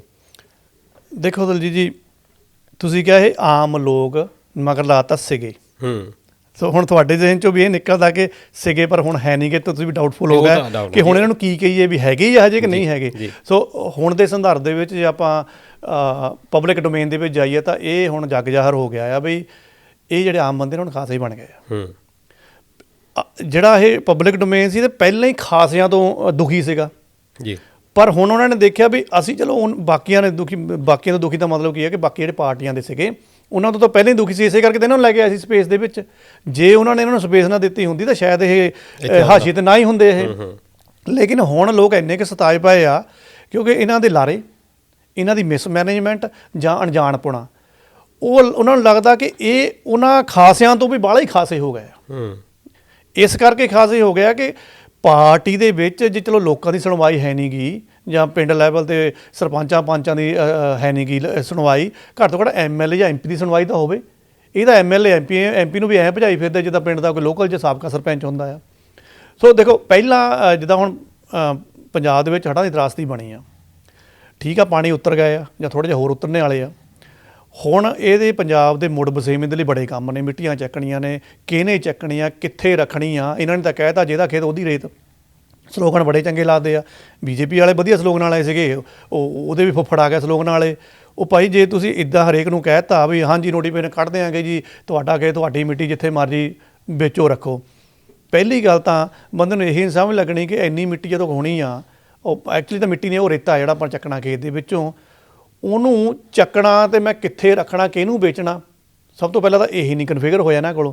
ਦੂਸਰਾ, ਜੇ ਤੁਸੀਂ ਇੱਦਾਂ ਦਾ ਕੋਈ ਪਲੇਟਫਾਰਮ ਬਣਾ ਵੀ ਲੈਂਦੇ, ਚੱਲ ਮੈਂ ਵੇਚ ਦਿੱਤਾ ਆਪਣਾ ਰੇਤਾ, ਚੱਲ ਮੈਨੂੰ 4 ਪੈਸੇ ਵੀ ਆ ਗਏ, ਨਾਲੇ ਮੇਰੀ ਜ਼ਮੀਨ ਸੁਧਰੀ ਹੋ ਗਈ, ਤਾਂ ਜਿਹੜੇ ਠੇਕੇਦਾਰ ਨੇ ਖਦਾਨਾਂ ਵਾਲੇ ਰੇਤ ਮਾਫੀਆ, ਉਹ ਤੁਹਾਨੂੰ ਕੋਰਟ 'ਚ ਨਹੀਂ ਖਿੱਚ ਕੇ ਲੈ ਜੂਗੇ। ਲਾਅ ਵੀ ਤਾਂ ਦੇਖਣਾ ਪੈਣਾ ਨਾ, ਤੁਸੀਂ ਲਾਅ ਨੂੰ ਕ੍ਰੋਸ ਕਰਕੇ ਥੋੜ੍ਹਾ ਕੋਈ ਇੱਦਾਂ ਰਿਆਇਤ ਦੇ ਸਕਦੇ ਆ। ਚਲੋ ਪੁਆਇੰਟ 'ਤੇ ਆਉਂਦੇ ਆ। ਇਹਨਾਂ ਨੇ ਕਿਹਾ ਸੀ ਪੰਜਾਬ ਨੂੰ ਮੁੜ ਵਸੇਵੇਂ ਲਈ ਬੜੇ ਸੀਰੀਅਸ ਆ। ਰੰਗਲਾ ਪੰਜਾਬ ਸੁਸਾਇਟੀ ਨਾਂ ਦੀ ਇਹਨਾਂ ਨੇ ਉਹ ਫੰਡ ਕ੍ਰੀਏਟ ਕੀਤਾ। CM ਕਹਿੰਦਾ ਇਸ ਫੰਡ ਦੇ ਵਿੱਚ ਪੈਸੇ ਪਾਓ ਜੀ।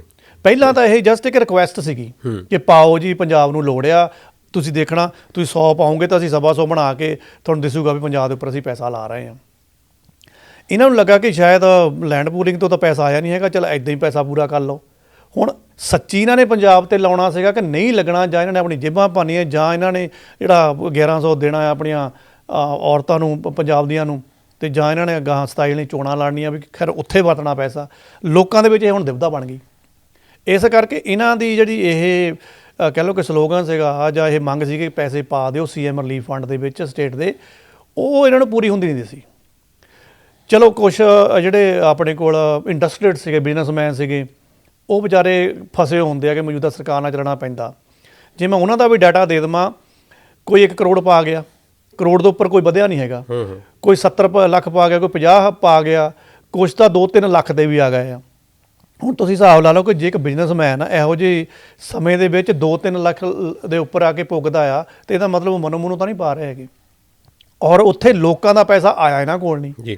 ਜਿਹੜਾ ਇਹਨਾਂ ਨੂੰ ਆਸ ਸੀਗੀ ਵੀ ਚਲ MLA ਦੀ ਪਹੁੰਚ ਹੁੰਦੀ, MP ਦੀ ਸਾਡੀ ਪਹੁੰਚ ਹੁੰਦੀ, ਇਹ ਇਕੱਠਾ ਕਰ ਲਿਆਣਗੇ, ਉਹ ਆਇਆ ਨਹੀਂ। ਜਦ ਹੁਣ ਪੈਸਾ ਨਹੀਂ ਆਇਆ ਤਾਂ ਫਿਰ ਦਿੱਲੀ ਦਰਬਾਰ ਤੋਂ, ਹੁਣ ਮੈਂ ਨਾਂ ਲੈ ਦਿੰਦਾ ਤੁਹਾਨੂੰ, ਦੀਪਕ ਚੌਹਾਨ, ਤੁਹਾਨੂੰ ਪਤਾ ਹੋਣਾ ਵੀ ਇਹ ਸੰਦੀਪ ਪਾਠਕ ਦਾ ਸਾਬਕਾ PA ਸੀਗਾ, ਠੀਕ ਆ ਜੀ। ਹੁਣ ਇਹ ਮਨੀਸ਼ ਸਿਸੋਦੀਆ ਦਾ PA ਬਣਿਆ ਹੋਇਆ ਹੈ, ਪਰਸਨਲ ਐਡਵਾਈਜ਼ਰ ਕਹਿੰਦੇ ਇਹਨਾਂ ਨੂੰ ਆਪਾਂ ਜੀ, ਕਿ ਸਲਾਹਕਾਰ ਮਤਲਬ ਕਿ ਸਾਰਾ ਕੁਝ ਇਹ ਨਹੀਂ ਕਰਨਾ ਹੁੰਦਾ ਆ, ਨਾਂ ਲੱਗਣਾ ਹੁੰਦਾ, ਕੋਈ ਸਿਸੋਦੀਆ ਨੇ ਕੀਤਾ ਜਾਂ ਫਲਾਣੇ ਨੇ ਕੀਤਾ। ਇਹਦਾ ਹੁਣ ਆਮ ਆਦਮੀ ਪਾਰਟੀਆਂ ਦੇ ਜਿਹੜੇ MLA ਆ ਤੇ ਪਲੱਸ MP, ਮੈਂ ਕਹਿ ਰਿਹਾ ਆਪਣੇ ਮੂੰਹ ਨਾਲ ਕਿ MLA ਪਲੱਸ MP, ਇਹਨਾਂ ਨੂੰ ਬਕਾਇਦਾ ਫੋਨ ਆ ਰਹੇ ਆ। ਜਿੰਨੀ ਕੁ ਜਾਣਕਾਰੀ ਮਿਲੀ ਆ ਸਾਨੂੰ ਇਸ ਪੱਤਰਕਾਰ ਭਾਈਚਾਰੇ ਦੇ ਵਿੱਚੋਂ, ਜਾਂ ਇਹਨਾਂ ਜਿਹੜੇ ਚਲੋ MP ਤਾਂ ਰਾਬਤੇ 'ਚ ਬਹੁਤ ਘੱਟ ਆਉਂਦੇ ਆ, MLAs ਦੇ ਨਾਲ ਕਿਤੇ ਨਾ ਕਿਸੇ ਢੰਗ ਨਾਲ ਪੁੱਠਾ ਸਿੱਧਾ ਕਰਕੇ ਰਾਬਤਾ ਬਣ ਜਾਂਦਾ, ਗੱਲਾਂ ਬਾਹਰ ਆ ਜਾਂਦੀਆਂ, ਨਾਮ ਨਹੀਂ ਲਏ ਜਾ ਸਕਦੇ। ਉਹ ਕਹਿੰਦੇ ਵੀ ਸਾਨੂੰ 5-5 ਕਰੋੜ ਦਾ ਕੋਟਾ ਲਾਤਾ ਇਹਨਾਂ ਨੇ, ਵੀ ਪੈਸੇ ਇਕੱਠੇ ਕਰਕੇ ਲੈ ਕੇ ਆਓ। ਨਹੀਂ, 5 ਕਰੋੜ ਤਾਂ ਬਹੁਤ ਜ਼ਿਆਦਾ ਇੱਕ MLA ਦੇ ਵਾਸਤੇ। ਤੇ ਜੇ 5 ਕਰੋੜ ਇੱਕ MLA ਲਈ ਜ਼ਿਆਦਾ ਆ ਤਾਂ MP ਨੂੰ ਤਾਂ ਕਿਹਾ ਤੂੰ 20 ਲੱਖ ਕਰੋੜ ਲੈ ਕੇ ਆ। ਅੱਛਾ, ਫਿਰ ਆਪਾਂ ਕਰਪਸ਼ਨ ਫਿਰ ਕਿੱਦਾਂ ਰੋਕ ਸਕਦੇ ਹਾਂ? ਇਹੀ ਪੁਆਇੰਟ ਆ। ਇਹਦਾ ਮਤਲਬ ਜੇ ਆਪਣੇ ਕੋਲ 10 MP, ਆਪਾਂ 10 MP ਬਣਾਵਾਂਗੇ ਨਾ, ਇਹਦਾ ਮਤਲਬ 20 ਕਰੋੜ ਉੱਥੇ ਦਾ ਟਾਰਗੇਟ ਹੋ ਗਿਆ ਇਹਨਾਂ ਦਾ ਇਕੱਠਾ ਕਰਨ ਦਾ। ਤੇ MLA ਤੋਂ ਜੇ ਆਪਾਂ 5 ਕਰੋੜ ਵੀ ਲਈਏ, ਮੈਂ ਇਹਨੂੰ ਉੱਥੇ ਵੀ ਥੋੜਾ ਜਿਹਾ ਫਿਰ ਹਿਰਖ ਜਿਹਾ ਆਉਂਦਾ ਵੀ ਜਿਹੜੇ MLA ਕਈਆਂ ਤੁਸੀਂ ਮੰਤਰੀ ਵੀ ਤੇ ਬਣਾਇਆ, ਉਹ 16-17 ਮੰਤਰੀ ਵੀ ਹੈਗੇ ਆ। ਤੇ ਜੇ ਆਪਾਂ ਸਪੀਕਰ ਸਾਹਿਬ ਦੀ ਗੱਲ ਕਰੀਏ, ਸੰਧਵਾ ਸਾਹਿਬ ਦੀ ਗੱਲ ਕਰੀਏ, ਭਾਈ ਫਿਰ ਹੁਣ ਤੁਸੀਂ ਉਹਨਾਂ ਨੂੰ MLA 5 ਕਰੋੜ ਹੀ ਬਣਾਉਣਾ ਕਿ MP 20 ਕਰੋੜ ਹੀ ਬਣਾਉਣਾ ਆ, ਕਿ ਜਾਂ ਉਹਨਾਂ ਨੂੰ ਰਾਇਤ ਦੇ ਦੇਣੀ ਵੀ ਤੂੰ ਰਹਿਣ ਦੇ, ਕੋਈ ਗੱਲ ਨਹੀਂ, ਤੂੰ ਸਾਡਾ ਸਪੀਕਰ ਆ।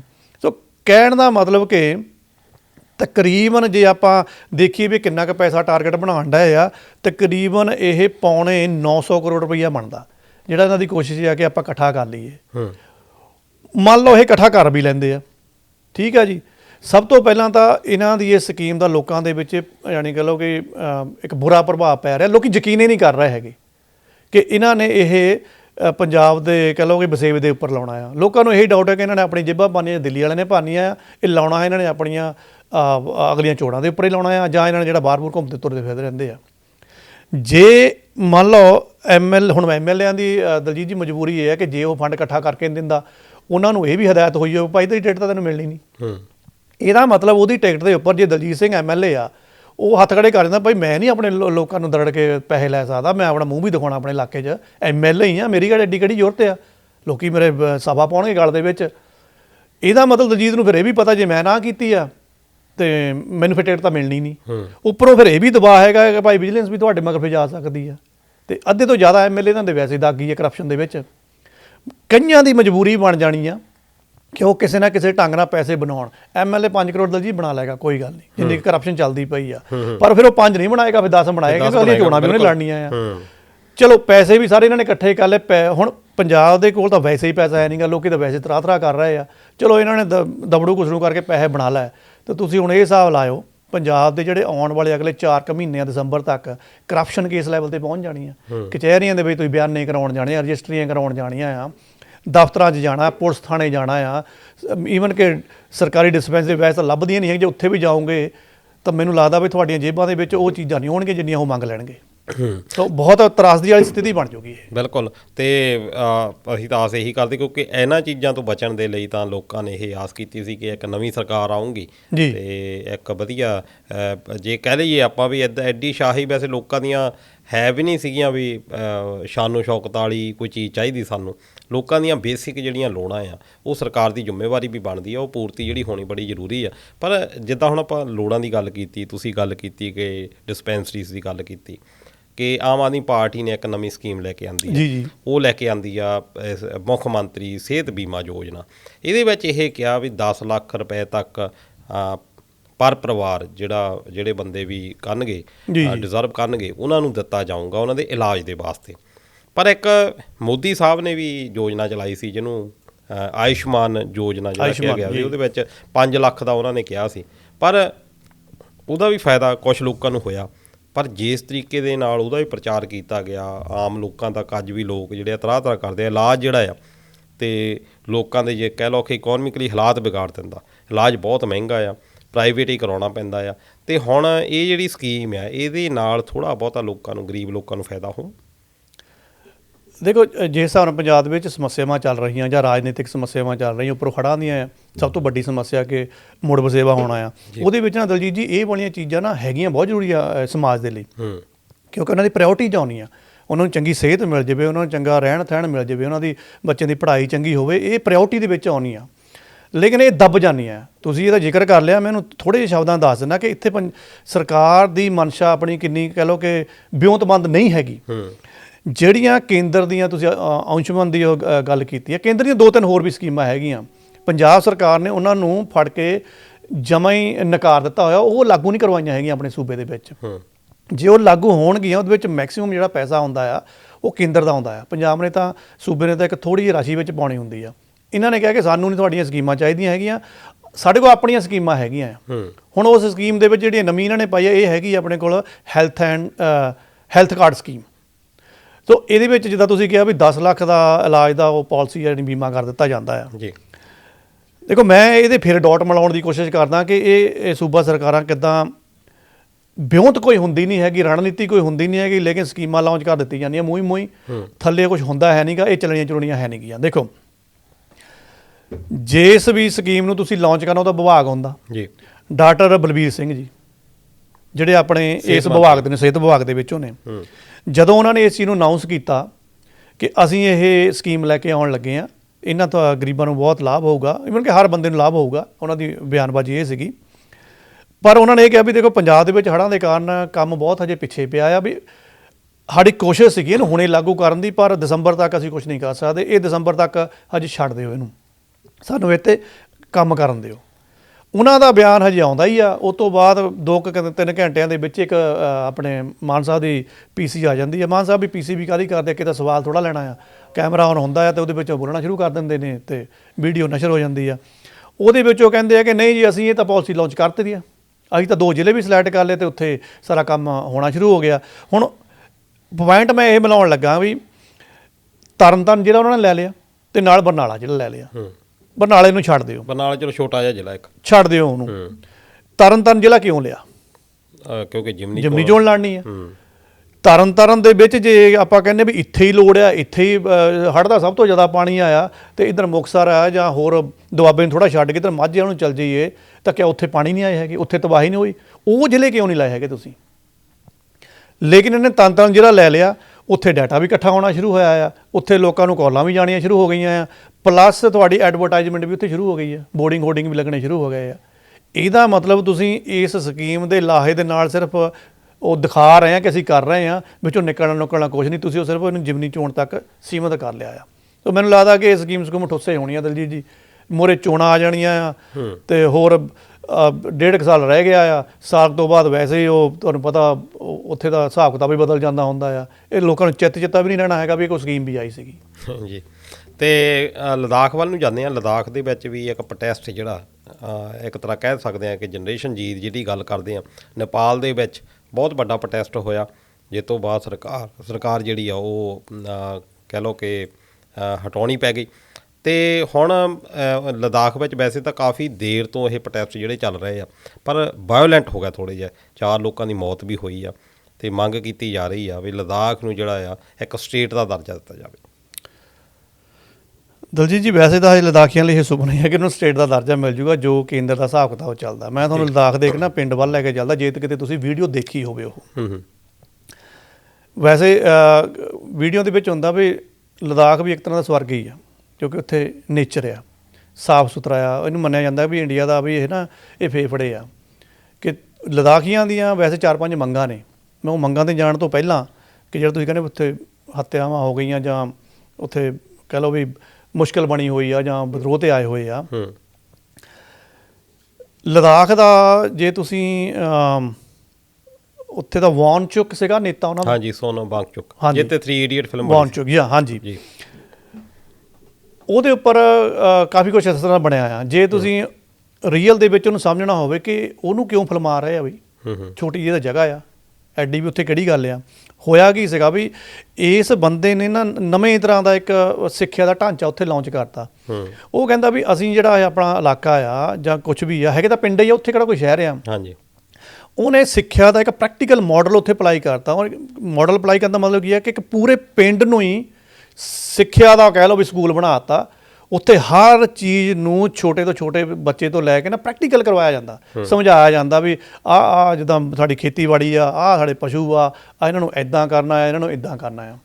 ਸੋ ਉਹ ਵਾਲੇ ਇਹ ਜਿਹੜੇ ਲਦਾਖੀ ਆ ਲੇਹ ਵਾਲੇ ਆ, ਉਹ ਕਹਿੰਦੇ ਆ ਵੀ ਸਾਡਾ ਮਾਡਲ ਤਾਂ ਆਹ ਸੀਗਾ ਤੇ ਤੁਸੀਂ ਸਾਡੇ ਲਦਾਖ ਨੂੰ ਬਣਾਉਣ ਡਏ ਹੈਗੇ ਆ, ਕਿਉਂਕਿ ਰਾਜ ਤੋਂ ਬਾਅਦ ਇਹਨਾਂ ਚੱਕ ਕੇ ਯੂਟੀ ਦਾ ਇਹਨੂੰ ਦੇ ਦਿੱਤਾ ਆ ਵੀ ਤੁਸੀਂ ਇਹ ਯੂਟੀ ਬਣਾ ਕੇ ਹੁਣ ਮੁੜ ਕੇ ਜੰਮੂ ਐਂਡ ਕਸ਼ਮੀਰ ਨੂੰ ਤਾਂ ਮੁੜ ਕੇ ਤੁਸੀਂ ਰਿਵਰਸ ਮੋਡ ਦੇ ਵਿੱਚ ਲਿਆਂਦਾ। ਜਿਹੜਾ ਸਾਨੂੰ ਪ੍ਰੋਮਿਸ ਕੀਤਾ ਸੀ ਉਹ ਕਿੱਥੇ ਗਿਆ? ਹੁਣ ਸਾਨੂੰ ਵੀ ਦੁਬਾਰਾ ਯੂਟੀ ਤੋਂ ਰਿਵਰਸ ਮੋਡ ਦੇ ਵਿੱਚ ਰਾਜ 'ਚ ਲੈ ਕੇ ਆਓ ਤਾਂ ਕਿ ਸਾਡੇ ਇਹ ਵਧੀਆ ਮਾਡਲ ਚੱਲ ਜਾਣ। ਹੁਣ ਸਭ ਤੋਂ ਵੱਡਾ ਉਹਨਾਂ ਦਾ ਇਹੀ ਇਤਰਾਜ਼ ਆ ਕਿ ਤੁਸੀਂ ਜਿਹੜਾ ਸਾਨੂੰ ਵਾਅਦਾ ਕੀਤਾ ਜੰਮੂ ਐਂਡ ਕਸ਼ਮੀਰ ਵਾਲਾ, ਉਹਦੇ ਬਰਾਬਰ ਸਾਨੂੰ ਦੁਬਾਰਾ ਰਿਵਰਸ ਗੇਅਰ ਤੇ ਕਿਉਂ ਨਹੀਂ ਲੈ ਕੇ ਆਏ, ਔਰ ਸਾਡੇ ਲਦਾਖ ਨੂੰ ਤੁਸੀਂ ਕੰਕਰੀਟ ਦਾ ਜੰਗਲ ਕਿਉਂ ਬਣਾ ਰਹੇ ਆ। ਸਭ ਤੋਂ ਵੱਡਾ ਹੈਗਾ ਹੀ ਇਹ ਆ। ਤੇ ਮੈਨੂੰ ਲੱਗਦਾ ਜਿਹੜੇ BJP ਵਾਲੇ ਆ ਉਹ ਸ਼ਾਇਦ ਇਹ ਸੋਚ ਕੇ ਬੈਠੇ ਆ ਵੀ ਪਹਾੜੀ ਆ, ਇਹ ਵੈਸੇ ਵੀ ਜਿਹੜੇ ਲਦਾਖ ਵਾਲੇ ਬੰਦੇ, ਜੇ ਤੁਸੀਂ ਇਹਨਾਂ ਦੀ ਨਾ ਨੇਚਰ ਦੇਖੋ, ਕਿਤੇ ਵੀਡੀਓ ਵਗੈਰਾ ਦੇਖੋ, ਇਹ ਸ਼ੋਰ ਤਾਂ ਬਰਦਾਸ਼ਤ ਹੀ ਨਹੀਂ ਕਰ ਸਕਦੇ। ਬਹੁਤ ਸ਼ਾਂਤ ਜਿੱਤ ਹੈਗੇ ਆ, ਰੌਲਾ ਰੱਪਾ ਇਹਨਾਂ ਨੂੰ ਪਸੰਦ ਨਹੀਂ ਹੈਗਾ। ਯਾਦ ਕਰਿਓ ਜਦੋਂ ਇਹ ਪਹਿਲੀ ਵਾਰ ਪੈਦਲ ਆਏ ਆ ਦਿੱਲੀ ਧਰਨਾ ਦੇਣ ਦੇ ਲਈ, ਗਰਮੀ ਜ਼ਿਆਦਾ ਸੀਗੀ, ਦਿਨ ਨੂੰ ਇਹ ਤੁਰਦੇ ਨਹੀਂ ਹੁੰਦੇ ਸੀਗੇ ਕਿਉਂਕਿ ਇਹਨਾਂ ਨੂੰ ਸ਼ੋਰ ਬਰਦਾਸ਼ਤ ਹੀ ਨਹੀਂ ਹੁੰਦਾ ਸੀਗਾ। ਰਾਤ ਨੂੰ 35-35 40-40 ਕਿਲੋਮੀਟਰ ਤੁਰਦੇ ਸੀਗੇ। ਦਿੱਲੀ ਪਹੁੰਚਿਆ, ਚਲੋ ਇਹਨਾਂ ਦੇ ਵੈਸੇ ਹੋਈ ਤਾਂ ਉੱਥੇ ਖੱਜਲ ਖੁਆਰੀ, ਇਹਨਾਂ ਨੂੰ ਕਿਸੇ ਨੇ ਪੁੱਛਿਆ ਨਹੀਂ ਹੈਗਾ। ਸੋ ਜੇ ਆਪਾਂ 4 ਮੰਗਾਂ ਦੀ ਗੱਲ ਕਰੀਏ, ਪਹਿਲਾਂ ਤਾਂ ਇਹੀ ਕਹਿੰਦੇ ਆ ਕਿ ਜੇ ਉਹਨਾਂ ਨੂੰ ਤੁਸੀਂ ਮੋੜ ਕੇ ਯੂਟੀ ਤੋਂ ਦੁਬਾਰਾ ਰਾਜ 'ਚ ਲੈ ਕੇ ਆਏ ਆ, ਸਾਡਾ ਵੀ ਪ੍ਰੋਮਿਸ ਪੂਰਾ ਕਰੋ, ਸਾਡੇ ਵੀ ਆਪਣੀ ਅਸੈਂਬਲੀ ਹੋਣੀ ਚਾਹੀਦੀ ਆ, ਸਾਡੇ ਵੀ ਕੋਈ ਅਧਿਕਾਰ ਆ, ਸਾਡੇ ਵੀ ਮਾਡਲ ਸਾਡੇ ਹਿਸਾਬ ਨਾਲ ਚੱਲਣੇ ਚਾਹੀਦੇ ਆ। ਦੂਸਰਾ, ਜਿਹੜਾ ਤੁਸੀਂ ਉੱਥੇ ਜਬਰੀ ਕੰਕਰੀਟ ਦਾ ਉਹਨੂੰ ਜੰਗਲ ਬਣਾਉਣ ਡਏ ਆ ਵੀ ਇਹਨੂੰ ਸਭ ਤੋਂ ਪਹਿਲਾਂ ਬੰਦ ਕਰੋ। ਤੀਸਰਾ, ਉੱਥੇ ਇੱਕ ਮੱਦ ਸੀਗੀ ਜਿਹੜੀ 6ਵੀਂ ਅਨੁਸੂਚੀ ਆ, ਉਹਦੇ ਤਹਿਤ ਜਿਹੜਾ ਸੰਵਿਧਾਨ ਸੁਰੱਖਿਆ ਕਾਨੂੰਨ ਆ, ਉਹਦੀ ਇਹ ਵਾਪਸੀ ਦੀ ਮੰਗ ਕਰਦੇ ਆ। ਕਹਿਣ ਦਾ ਮਤਲਬ ਕੀ ਆ ਕਿ ਜਿਹੜਾ ST ਵਸੋਂ ਆ, ਜਦੋਂ 1 ਅਨੁਪਾਤ ਤੋਂ ਜ਼ਿਆਦਾ ਹੋ ਜਾਂਦੀ, ਉੱਥੇ ਉਹਨਾਂ ਨੂੰ ਇੱਕ ਵਿਸ਼ੇਸ਼ ਸੰਵਿਧਾਨਕ ਅਧਿਕਾਰ ਮਿਲਦੇ ਆ। ਹੁਣ ਬਣਿਆ ਹੋਇਆ ਯੂਟੀ, ਉਹ ਸੰਵਿਧਾਨ ਜਿਹੜੇ ਵਿਸ਼ੇਸ਼ ਅਧਿਕਾਰ ਆ ਉਹਨਾਂ ਤੋਂ ਵੀ ਇਹਨਾਂ ਨੂੰ ਵਾਂਝਾ ਰੱਖਿਆ ਹੋਇਆ ਹੈ। ਸੋ ਉਹਦਾ ਵੀ ਇਹਨਾਂ ਨੂੰ ਤਰਾਜ ਹੈ। ਉਹ ਲੋਕ ਜਿਹੜੇ ਕਿ ਉੱਥੇ ਦੇ ਮੂਲ ਨਿਵਾਸੀ ਜੀ, ਇਹ ਹਰ ਸਟੇਟ ਦੇ ਵਿੱਚ ਹੈਗਾ ਕਿ ਜਿਹੜਾ ਮੂਲ ਨਿਵਾਸੀ ਆ, ਪਹਿਲੇ ਅਧਿਕਾਰ ਜਿਹੜੇ ਉਹਨਾਂ ਦੇ ਹੋਣੇ ਚਾਹੀਦੇ ਆ। ਪਰ ਇਹ ਜਦੋਂ ਇਹ 370 ਧਾਰਾ ਜਿਹੜੀ ਹਟਾਈ ਗਈ, ਸਭ ਤੋਂ ਜ਼ਿਆਦਾ ਸਵਾਗਤ ਇਹਨਾਂ ਨੇ ਕੀਤਾ ਕਿਉਂਕਿ ਜਿਹੜੇ ਜੰਮੂ ਤੇ ਕਸ਼ਮੀਰ ਵਾਲੇ ਸੀ ਉਹ ਤਾਂ ਵਿਰੋਧ ਦੇ ਵਿੱਚ ਹੀ ਸੀਗੇ ਹਟਾਉਣ ਦੇ ਵਿੱਚ। ਤੇ ਇਹਨਾਂ ਦੀ ਹੁਣ ਮੰਗ ਵੀ ਇਹੀ ਹੈਗੀ ਆ ਕਿ 2 MP ਤੇ 1 ਰਾਜ ਸਭਾ ਸੀਟ ਵੀ ਦਿੱਤੀ ਜਾਵੇ। ਪਰ ਸਟੇਟ ਦਾ ਤਰਕ ਇਹ ਆ ਕਿ ਜੇ ਅਸੀਂ ਇਹਨੂੰ ਸਟੇਟ ਬਣਾਤਾ, ਮੰਨ ਲਓ ਕਿ ਇਹਦੀ ਬਾਰਡਰ ਲੱਗਦਾ ਆ ਚਾਈਨਾ ਦੇ ਨਾਲ, ਚਾਈਨਾ ਦੇ ਨਾਲ ਸਾਡੀਆਂ ਸਮੱਸਿਆਵਾਂ ਰਹਿੰਦੀਆਂ ਇੱਥੇ ਲਦਾਖ ਦੇ ਵਿੱਚ ਤਾਂ ਬਹੁਤ ਜ਼ਿਆਦਾ ਆ। ਇੱਥੇ ਈਵਨ ਕਿ ਕਿਹਾ ਜਾਂਦਾ ਆ ਕਿ ਬਹੁਤ ਅੱਗੇ ਤੱਕ ਉਹ ਆ ਚੁੱਕੇ ਆ।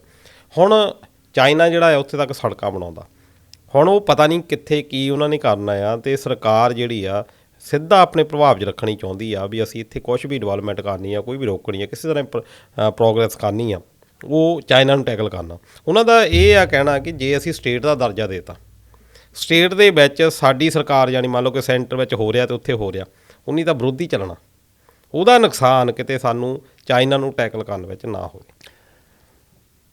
ਇੱਕ ਜਦੋਂ ਆਪਾਂ ਇਹ ਤਰਕ ਸੁਣਦੇ ਆ ਸਟੇਟ ਦਾ, ਉਦੋਂ ਇੱਕ ਵਾਰ ਤਾਂ ਲੱਗਦਾ ਚਲੋ ਉਹ ਵੀ ਸਹੀ ਬੋਲਦੇ ਆ, ਪਰ ਮੈਂ ਇਹਨੂੰ ਦੂਸਰੇ ਐਂਗਲ ਤੋਂ ਦੇਖਦਾ। ਇਹ ਇਕੱਲੀ ਹੋਈ ਸਟੇਟ ਆ ਜਿਹਨਾਂ ਚਾਈਨਾ ਦਾ ਬਾਰਡਰ ਲੱਗਦਾ ਜਾਂ ਪਾਕਿਸਤਾਨ ਦਾ ਬਾਰਡਰ ਲੱਗਦਾ ਹੈ, ਪੰਜਾਬ ਨਾਲ ਵੀ ਬਾਰਡਰ ਲੱਗਦਾ, ਜੰਮੂ ਕਸ਼ਮੀਰ ਨਾਲ ਵੀ ਬਾਰਡਰ ਲੱਗਦਾ ਆ, ਜਾਂ ਚਾਈਨਾ ਦਾ ਬਾਰਡਰ ਤਾਂ ਸਾਡੇ ਹੋਰ ਵੀ ਸੂਬਿਆਂ ਦੇ ਨਾਲ ਨਿਕਲ ਕੇ ਚੱਲਦਾ ਆ। ਇਹ ਤਰਕ ਇੰਨਾ ਵਧੀਆ ਨਹੀਂ ਹੈਗਾ ਕਿ ਤੁਹਾਨੂੰ ਇੱਕ ਸਟੇਟ, ਉਹ ਵੀ ਭਾਰਤ ਦੇਸ਼ ਜਿੱਥੇ ਸਾਰੀਆਂ ਸਟੇਟਾਂ ਦੁਖੀ ਹੋਈਆਂ ਪਈਆਂ ਕਿ ਸਾਡੇ ਅਧਿਕਾਰ ਖੇਤਰ ਜਿਹੜੇ ਅਧਿਕਾਰ ਆ ਉਹਨਾਂ ਨੂੰ ਬਹੁਤ ਸੀਮਿਤ ਕਰ ਰਹੀ ਹੈ ਸਾਡੀ ਕੇਂਦਰ ਸਰਕਾਰ, ਤੇ ਤੁਸੀਂ ਇਹ ਕਹਿ ਰਹੇ ਆ ਵੀ ਸਾਡੀ ਉਹਨਾਂ ਨਾਲ ਫਿਰ ਸੂਤਰ ਨਹੀਂ ਆਉਣਾ, ਸਿਟੀ ਨਹੀਂ ਬਣਨੀ ਤੇ ਚਾਈਨਾ ਵਾਲੇ ਉੱਥੇ ਕਰਨੇ। ਮੈਂ ਤਾਂ ਇਹ ਸੋਚਦਾ ਕਿ ਜਿਹੜੀਆਂ ਇਹ ਕੇਂਦਰ ਦੀਆਂ ਪਾਲਿਸੀਜ਼ ਆ ਕਿ ਇਹਨਾਂ ਨੂੰ ਵਿੱਚ ਲਮਕਾਇਆ ਹੋਇਆ ਆ, ਇਹਨਾਂ ਨੂੰ ਯੂਟੀ ਦਾ ਦਰਜਾ ਦੇ ਕੇ ਇਹਨਾਂ ਨੂੰ ਸਟੇਟ ਦਾ ਦਰਜਾ ਨਹੀਂ ਦੇ ਰਿਹਾ। ਚਾਈਨਾ ਸਮਾਂ ਇਹਦਾ ਫਾਇਦਾ ਚੱਕ ਕੇ ਜ਼ਿਆਦਾ बढ़न ਦੀ ਕੋਸ਼ਿਸ਼ ਉੱਥੇ ਕਰੂਗਾ। ਬਿਲਕੁਲ। ਤੇ ਜਿਹੜਾ ਸੰਵਿਧਾਨ ਦੀ ਜਿਹੜੀ ਕਿਹਾ ਇਹ ਗਿਆ ਸੰਘੀ ਢਾਂਚੇ ਦੀ ਗੱਲ ਕੀਤੀ ਆ ਕਿ ਸਟੇਟਾਂ ਨੂੰ ਜ਼ਿਆਦਾ ਅਧਿਕਾਰ ਦੇਣੇ ਆ, ਜੀ ਪਰ ਅਨਫੋਰਚੂਨੇਟਲੀ ਉਹ ਸੰਵਿਧਾਨ ਦੀ ਜਿਹੜੀ ਆਤਮਾ ਸੀ ਕਿ ਉਹਨੂੰ ਹਮੇਸ਼ਾ ਕੁਚਲਿਆ ਗਿਆ, ਚਾਹੇ ਉਹ ਕਾਂਗਰਸੀ ਸੀ ਚਾਹੇ ਭਾਜਪਾ। ਇਹਨਾਂ ਨੇ ਆਪਣੇ ਹੱਥ ਵਿੱਚ ਦਿੱਲੀ 'ਚ ਕੰਟਰੋਲ ਜਿਹੜਾ ਰੱਖਣ ਦੀ ਕੋਸ਼ਿਸ਼ ਕੀਤੀ ਆ, ਉਹਦੇ ਪ੍ਰਭਾਵ ਜਿਹੜੇ ਦੇਖਣ ਨੂੰ ਆਪਾਂ ਨੂੰ ਗਲਤ ਪਏ ਆ। ਤੇ ਖੈਰ ਇਹ ਕੁਛ ਵਿਚਾਰ ਚਰਚਾ ਸੀਗੀ। ਤੇ ਲਸਾੜਾ ਸਾਹਿਬ ਟਾਈਮ ਵੀ ਹੋ ਗਿਆ ਤੇ ਮਿਲਾਂਗੇ ਹੁਣ ਅਗਲੇ ਹਫਤੇ ਅਗਲੀ ਕੁਛ ਵਿਚਾਰਾਂ ਦੇ ਨਾਲ। ਤੁਹਾਨੂੰ ਇਹ ਪ੍ਰੋਗਰਾਮ ਕਿੱਦਾਂ ਦਾ ਲੱਗਾ ਤੁਸੀਂ ਜ਼ਰੂਰ ਸਾਂਝ ਬਣਾ ਸਕਦੇ ਹੋ। ਤੇ ਹੁਣ ਰੱਖਿਓ ਆਪਣਾ ਖਿਆਲ, ਰੱਬ ਰਾਖਾ। ਸਤਿ ਸ਼੍ਰੀ ਅਕਾਲ। ਸਤਿ ਸ਼੍ਰੀ ਅਕਾਲ ਜੀ।